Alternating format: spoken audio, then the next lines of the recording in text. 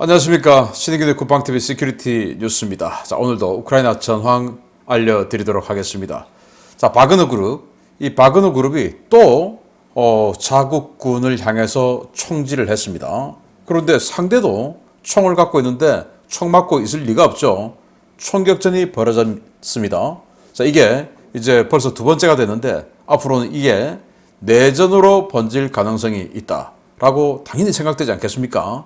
어떤 상황에서 왜 이런 총격전이 벌어졌는지 그만큼 지금 쪼달린다라는 말이 되겠고, 자, 이런 가운데 나토 출신의 예비역 장성들이 우크라이나는 이날 반격 작전을 할 것이다 라고 이구동성으로 말을 하고 있습니다. 언론 인터뷰를 통해서. 그게 언젠지 왜 그렇게 생각하는지 보도록 하겠고, 이런 가운데 우크라이나가 정말 놀라운 무기를 공개했습니다. 러시아 큰일 났네요. 보겠습니다. 신의균의 국방TV 구독, 알림, 좋아요 눌러주십시오. 전과를 먼저 보겠습니다. 병력은 510명의 러시아군을 죽였다고 우크라이나 총참모부가 밝혔습니다. 전차 2대 격파, 장갑차 16대 격파, 차량 13대 격파, 야포 10문 격파, 다련장 로켓 3문 격파, 무인 항공기 21대 격추 등의 전과가 있는데, 자, 병력은 소폭 다운됐지만 장갑차, 차량, 그리고 다련장 로켓, 이런 화기의 또 기계화 장비의 파괴가 굉장히 늘었다라고 볼 수 있고, 장갑차가 특히 이렇게 많이 늘었다는 것은 장갑차를 동한 기계화 부대의 공세가 러시아군이 꽤 펼쳐왔다라는 말이 되겠고, 또 다련장 로켓도 그동안 며칠간 이 파괴를 볼 수가 없었는데 이렇게 오늘 하루에 세 문, 그러니까 한 개 포대가 박살난 거죠. 이렇게 세 문을 격파할 수 있었던 것은 다련장 로켓도 우크라이나군을 향해서 공세를 세게 폈다, 화력이 좀 세게 들어왔다, 이 말이 되겠죠. 그러니까 이제 위치가 파악돼서 대포병 사기에 의해서 다련장 로켓이 격파가 된 것으로 보입니다. 자, 이런 전과 바탕으로 전선 상황을 보면 우크라이나 총리가 이탈리아를 방문했어요. 그래서 세프티 지대공 미사일 생산 라인을 방문했다 라는 건데, 이렇게 우크라이나 총리가 이탈리아 현지를 방문하다 보니까 이탈리아 같은 경우는 자주포를 추가로 준다라는 그런 또 서비스 발언도 또 했죠. 그래서 세프티, 프랑스와 합동으로 만드는 이 지대공 미사일 시스템인데, 이탈리아가 포대를, 이 포 시스템을 주고, 그리고 프랑스가 탄을 주고, 이렇게 해서 한 개 포대를 우크라이나에 줬는데, 우크라이나 총리가 가서 써보니 좋더라, 한 개 좀 더 줘, 이제 이러고 있는 거죠. 우크라이나 해군 사령관이 흑해가 러시아가 뿌려놓은 기뢰로 향후 20년 동안 위험할 것이다, 이렇게 우려를 했고요. 러시아가 미콜라이오의 아파트, 민간인 아파트를 칼리브르 순항미사일로 공격을 했고, 이로 인해서 24명이 사상자가 발생을 했는데 지금도 계속 사상자가 더 나오고 있답니다. 바로 이 모습인데, 칼리브리 미사일이 위에서부터 밑으로 내려 꽂았다고 합니다. 이 아파트 창문 지금 다 깨져 있죠. 아마 내부에 24명이나 사상자가 나왔다고 하면 굉장히 피해가 큰 거죠. 그리고 더 나오고 있다고 하는데, 이때가 한미 정상회담을 하고 있을 때라고 합니다.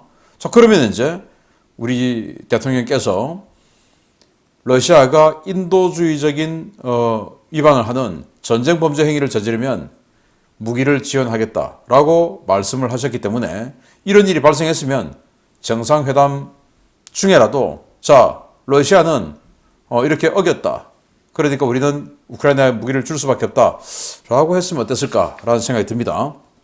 우크라이나 총참모부가 러시아가 바흐무트, 마린카 등에서 집중 공세 중이다 라고 하는데, 그동안 이제 4개 지역에서 주로 공세를 했죠. 바흐무트, 마린카, 아우디우카. 이 마린카와 아우디우카는 도네츠크시 바로 서쪽에 있는 도시들이고, 그리고 이제 루안스크에 있는 크레미나, 이렇게를 공세를 4군데에서 폈는데, 이번에는 이제 크레미나는 빠지고 바흐무트와 마린카, 아우디우카 이 3군데에서만 지금 공세를 했다고 합니다.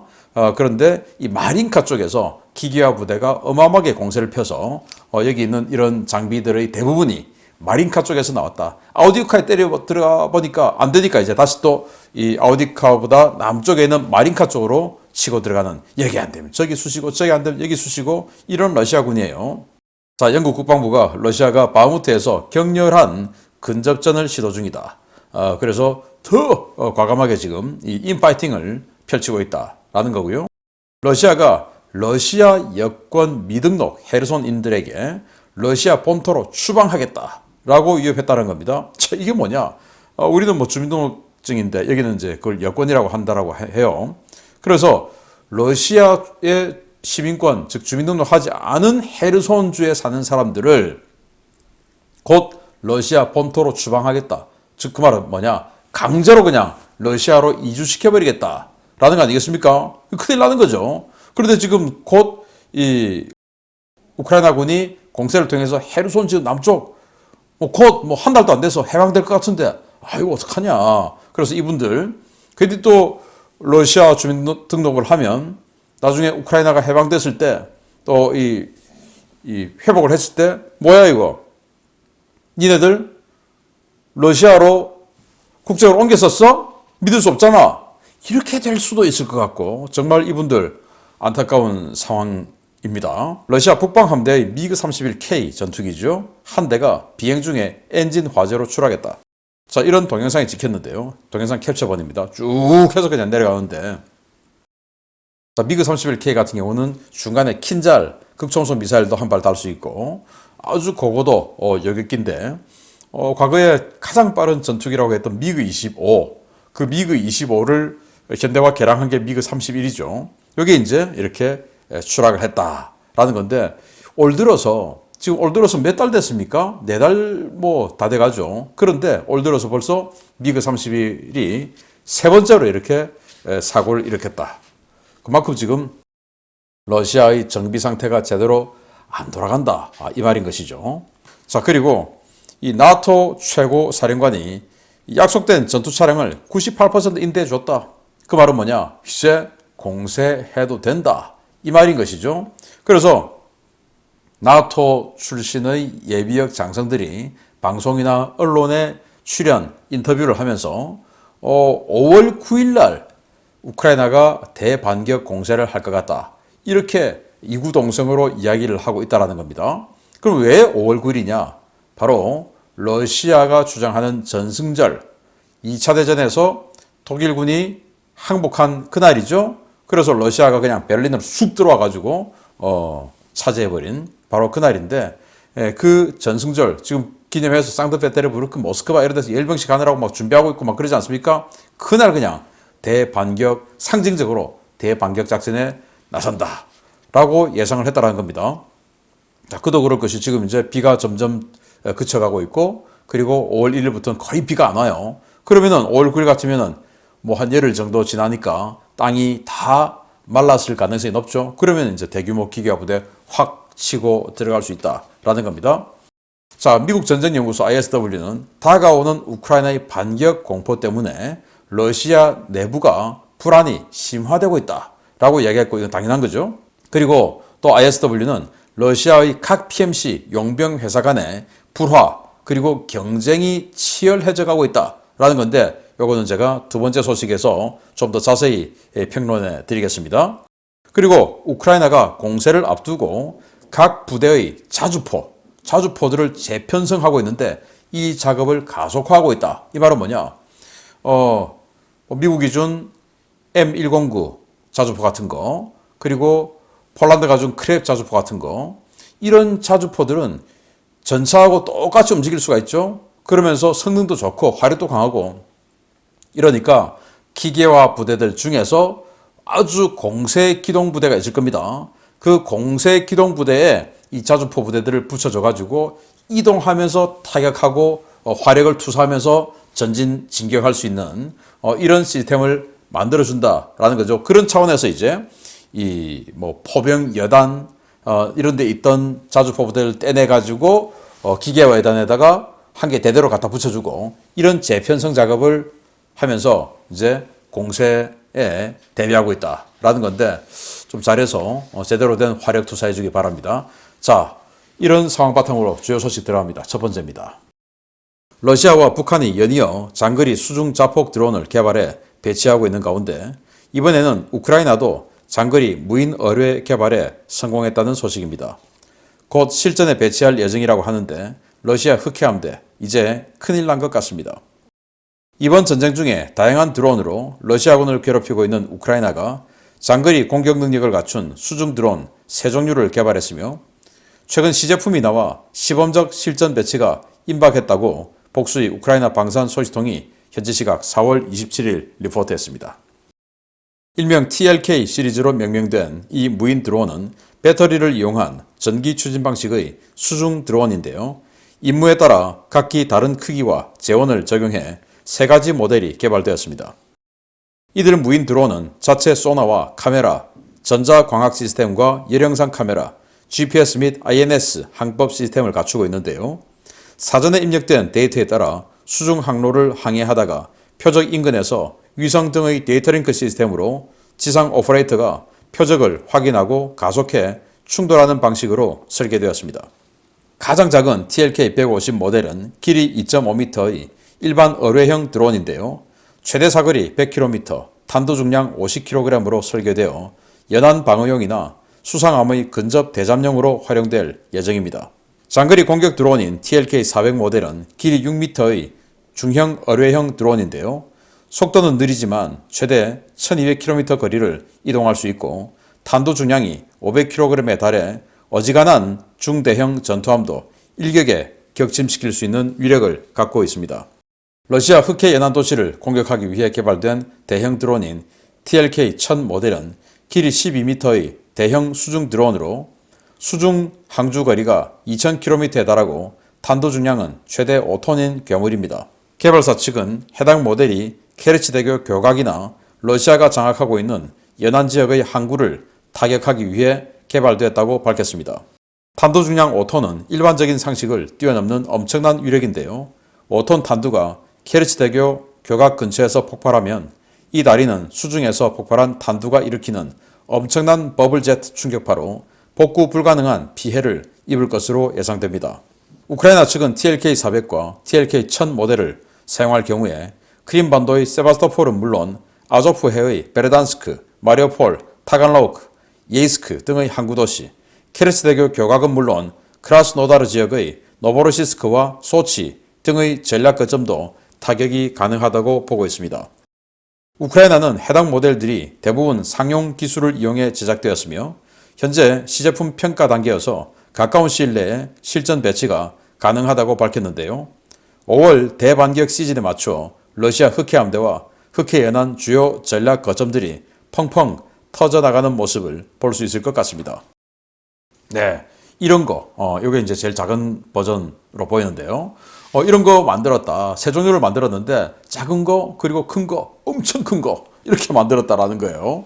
자, 그래서 뭐 이 톨로카라고 이름을 붙였다라고 이 HI 서튼이 자신의 사이트에 이제 뭐 이런 식으로 만들었다라고 하는데 완전히 그냥 뭐 물 밑 엄청 깊은 쪽으로 이렇게 수중 주행을 하는 게 아니라 해수면 가까이에서 이렇게 주행을 하다가 마지막에 조금 이렇게 잔망경 비슷한 걸 올려가지고 GPS, INS 이런 유도를 받으면서 이 위성 네트워크를 통해서 통신을 받고 그렇게 해서 이제 최종 종말 단계 급가속을 통해서 공격한다라는 겁니다.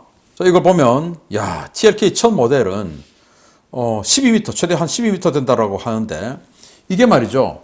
탄도 중량이 예상으로는 무려 5톤. 와 5톤 이거 케르치대교 인근 교각 인근에서 그냥 꽝 터져버리면 명중하지 않아도 돼요. 인근에서 터져버리면 그 5톤의 폭발 압력으로 인해서 이 교각의 기둥이 그냥 휘청하겠죠. 교각 아마 여러 개가 그냥 치명상을 입을 겁니다. 자동차, 기차 주행 못하는 거죠.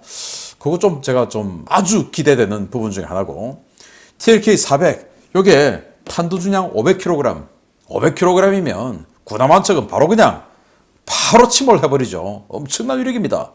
하푼 대함 미사일이 탄두 중량이 225kg인데 그 하푼보다 2배도 넘죠. 위력이. 우리 해성 함대함 미사일이 탄두 중량이 250kg인데 그거보다 2배예요. 이런 게 그냥 한방 들이받아버리면 웬만한 군함들 바로 침몰이죠. 그러니까 흑해함대 정박하고 있는 적에 그냥 들이받아버릴 수 있다라는 거고 요거는 이제 50kg인데 50kg이라도 웬만한 군함이나 잠수함에 치명상을 줄 수 있습니다. 그렇지만 이게 이제 사거리가 주행 거리가 한 100km 정도밖에 안 돼서 사용하기 힘들다. 그래서 여기는 이제 이 배에다가 이렇게 장착해 다니면서 대잠용으로 또는 대함용으로 쓰는 용도고, 진짜로 이제 지상기지에서 쏘는 건 이런 거다. 그래서 이런 식으로 도식을 했습니다. 오데사에서 쏘아서 이렇게 해서 케르치 해협을 통해서 베르단스크를 타격할 수도 있다. 충분하다. 이렇게 도식을 지금 했어요. 2000km나 되니까 이거 충분히 왔다 갔다 할 수도 있다. 왕복도 한다. 이렇게 이야기를 합니다. 2000km에 5톤. 와. 그래서 어디를 때릴 수 있나? 자, 일단 오데사에서 쏘면 세바스토폴 있죠. 흑해 함대의 기지 세바스토폴. 그리고 여기 케르치대교. 이거 끊어버리면 크림 반도는 완전 고립돼 버리죠. 그리고 여기 이제 베르단스크, 마리오폴, 그리고 타간로그, 요 만 안에 있는 타간로그, 그리고 뭐 예이스크, 그리고 이제 여기 큰 무역항인데 흑해함대 일부 전력들이 여기 이제 피신가 있죠. 노보로시스크, 그리고 뭐 동계올림픽도 열렸던 휴양지죠. 소치, 뭐 이런데 때릴 수 있다라는 건데, 정말 때리는 거 나오면 대박이겠습니다. 5톤짜리. 와, 기대되는데요. 두 번째 소식입니다. 얼마 전 예브게니 프리고진 바그너 그룹 수장이 최근 러시아에서 우후죽순 생겨나고 있는 국영기업 산하 PMC가 사병화될 것이고 정치적인 내란에 동원될 수 있다는 경고를 했다는 소식 전해드린 바 있습니다. 이 같은 경고가 나온 지 얼마 되지 않아 바그너 그룹과 가즈프롬 PMC 사이에 총격전이 벌어졌다는 소식입니다. 지난해 창설되어 최근 도네츠크 전선에 투입된 가즈프롬 산하의 용병 집단 포톡 대대가 최전선에서 예브게니 프리고진의 바그너 그룹과 총격전을 벌였으며, 이로 인해 각 용병 집단 간의 충돌 긴장이 고조되고 있다고 복수의 오신트 소식통이 현지 시각 4월 27일 리포트했습니다. 자신들을 가즈프롬 산하 용병회사 포톡 대대로 소개한 러시아군 병사들은 블라디미르 푸틴 러시아 대통령을 총사령관 동지로 부르며 자신들의 채용 과정에서의 문제는 물론 최근 발생했던 바그너 그룹과의 총격전에 대해 폭로했습니다.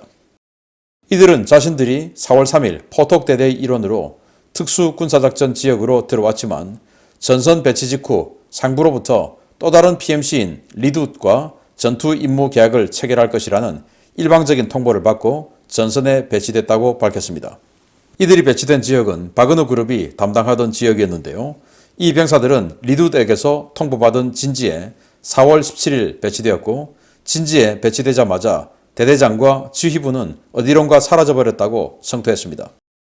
이들은 배치 직후 우크라이나군의 집중 포격을 받아 엄청난 피해를 입었는데요.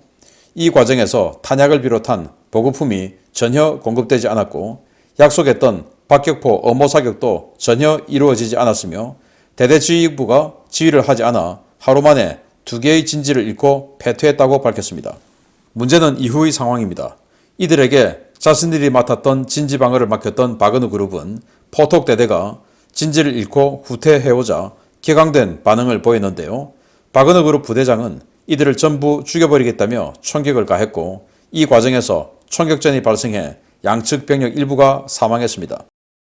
충돌은 러시아 군사경찰 부대가 개입해 일단락되었지만 바그너 그룹은 이들에게 반드시 보복하겠다며 폭언을 쏟아붓고 떠났고, 이후 새로운 진지에 배치된 포톡 대대에 철수 금지를 요구하고 철수할 경우 쏴 죽이겠다고 위협하고 있는 상황이랍니다. 바그너 그룹은 지난 4월 23일에도 루한스크시 동쪽의 스타니차 정착촌에서도 러시아 정규군과 총격전을 벌여 다수의 사상자를 낸 적 있었는데요. 이들이 또 다른 아군과 총격전을 벌이자 러시아군 내에서는 큰 동요가 일어나고 있습니다. 이에 앞서 예브게니 프리고진 바그너 그룹 수장은 지난 22일 국방부가 여러 개의 PMC를 난립시켜 바그너의 가치를 희석시키려 부단히 애를 쓰는 모양이라며 이제 돈이 있는 자들은 전부 PMC를 하겠다고 덤벼들고 있고 이들 모두가 권력 다툼에 휘말릴 것이라고 다들 경고하고 있다라며 PMC 간의 무력 충돌 가능성을 경고한 바 있습니다. 바그너 그룹과 포톡 대대의 충돌은 현재 전장에 배치된 짜르이 울프, 보카레바, 리둣 등 다른 여러 PMC 부대도 바그너와 충돌할 가능성이 있다는 것을 시사하는 것인데요. 사실상 권력자들의 사병 집단으로 우후죽순 창설되고 있는 PMC들 때문에 러시아의 내전 발발 가능성은 점점 더 높아지고 있습니다. 네, 이들입니다. 리두대대. 그래서 우리는 말이죠. 이렇게 갔더니 뭐 어느 진지로 가라고 하고 갔더니 대대장 사라지고 없고 갑자기 우크라이나군이 포격해서 두 개를 뭐 보급도 안 되고 박격포 지원 사격도 없고 해서 두 개 정착촌을 잃고 뒤로 후퇴했더니 바그너 그룹이 우리를 뭐 욕을 하면서 개, 뭐 소, 뭐 욕을 하면서 그리고는 이제 나중에 흥분해가지고 총질을 했고 총질을 하다가 처음에는 그냥 홧김에 총질하다가 부상자가 생기니까 이제 쌍방 총격전이 벌어졌었다라고 하는 거예요. 이제 이 사람이 바그너 그룹 대원인데 여기가 이제 바흐무트의 웨스턴 사이드, 그러니까 바흐무트 서쪽 숲 쪽에서 우드라인 숲 쪽에서 우리는 있었다. 그러니까 바흐무트 쪽에서 이런 일이 벌어졌다라는 겁니다. 그러면서 이제 얘가 인터뷰를 하면서 우리가 혼 좀 내줬다. 자, 이렇게 이야기를 해요.